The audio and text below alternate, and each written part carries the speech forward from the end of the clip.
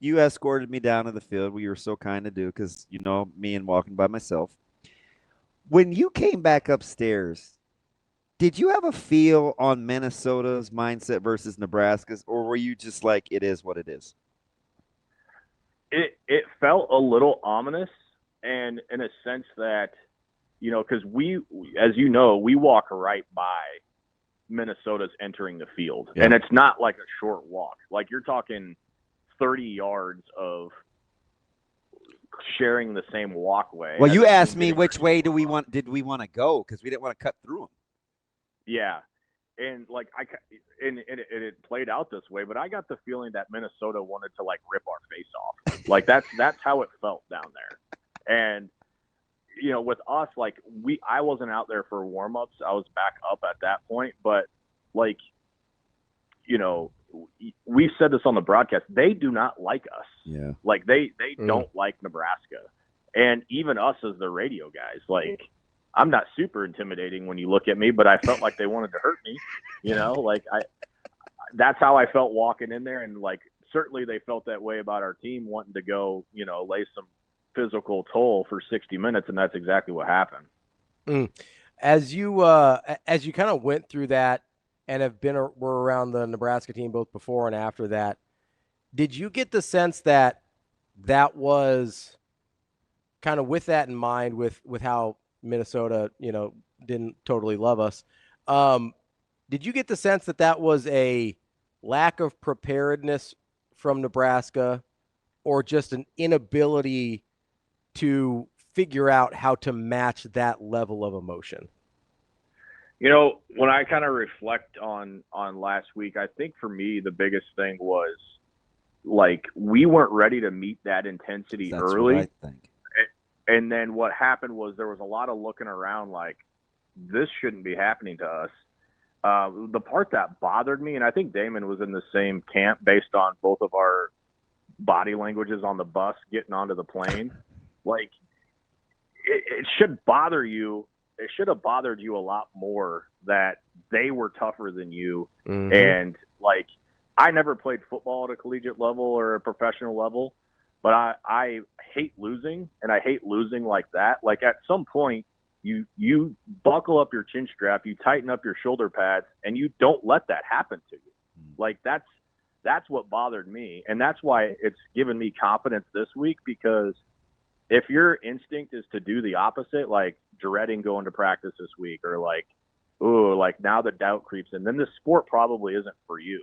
Like at some point, you have a jersey on, they have a different color jersey on, and it's about me versus you. Like that enough and alone should be enough to get you ready to go play. And so that's why I think you're going to see a different Nebraska team tomorrow. Yeah, and part of that is, and tell me what you think about this, B, is, sometimes it's hard to match or to know what the energy is when somebody's kind of playing they've been disrespected card, or they don't respect us, right? Because that's kind of the feel you get from Minnesota. Conversely, I'm not sure if we're overdoing it or it's the right amount, but there seems to be a tremendous amount of reverence for Northwestern coming into this one.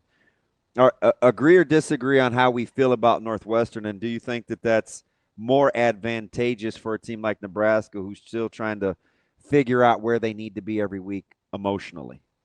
Yeah, I mean, I think you got to tip your cap to Northwestern for sure. I mean, that they were projected dead last this year, and no one was picking them for anything. And the way their season started, to come back and do what they've done the last month, including beating Penn State, like if they don't have your attention, your focus isn't in the right spot. So I do think, when you say, are we on the same page with Northwestern? I think so, right? We better be, because the team better be. And if last week wasn't a wake-up call, and you got a team coming in here again that probably feels the same and some about feeling disrespected, and it's not necessarily, venom towards Nebraska, but Northwestern's felt that way forever under Pat Fitzgerald, that they're the underdogs, they're overlooked, they're a bunch of smart kids, they don't get the 4 or 5-star recruits, they're not a multi-million-dollar NIL school, so they play with a chip on their shoulder all the time. And Nebraska better be ready to be in a dogfight tomorrow, because 11 a.m. game at home, coming off a loss, like it's not hyperbole to think that there's potential for a sleepwalking quarter if you're not ready for another fist fight tomorrow morning. Ben, what's a tangible thing you want to see? I know we always be like, hey, I want to see him come out and fight. I want to see him come out with juice. Like, what's a tangible football thing you want to see from Nebraska tomorrow? I want to see tackling. Like that has been so frustrating from where we sit up in the booth, is the leaky yardage. And I think Matt Rhule said a lot this week without saying much about tackling and diving at guys' ankles. And, it's just an attitude. And Northwestern has a good O-line. They have capable running backs. They want to run the ball. And so I want to see us bring guys to the ground on first contact. The leaky yardage has been really frustrating. And I think, even going back to before the season, Matt Rhule made a comment one time about tackling in the preseason. And I think it's kind of stuck with this team at times, getting guys in space and, guys not getting other guys to the ground, leaky yardage, first downs. I mean, they just extend drives. And so if you get a hand or a hat on somebody, I want to see them down to the turf. Damon and I have been on this kick about solo tackles from the other teams the last few weeks. Yeah. And there's just not enough of those on our side. When you're talking about kind of the, because sometimes during the broadcast we'll say, gosh, you look up and how's it 2nd and 5? With a team like Northwestern that's really good with yards after contact from the running back spot, how you think Nebraska plays this? Is this just make Stone, and I don't want to give away the pregame tomorrow too much, but because you've been on fire with that, but do you think you just line up and you make Stone throw it over your head? Well, that's kind of what I thought Nebraska would do with Minnesota. Like something we had talked about last week is, Minnesota only asked their quarterbacks to make 3 or 4 to 5 throws a game. And that was even the case a little bit. Like the throw to Brockington, right? The one where you just drop the dime right in the guy's lap in the end zone. That was one of the throws I'm talking about. Like that's all Minnesota asked their quarterbacks to do. I think it's a little bit, too, going to hold true with Northwestern that, if they get back and Stone's dropping back 35 times, the game's not going to go how they want it to go. A lot of it's going to be dictated, I think, on first down success, right? Damon, how many times have we slid notes back and forth about average third down distance the last few weeks? Yeah, how you calculate that's amazing, by the way. 9.7, 8.1, 6.4. Like, this is nuts.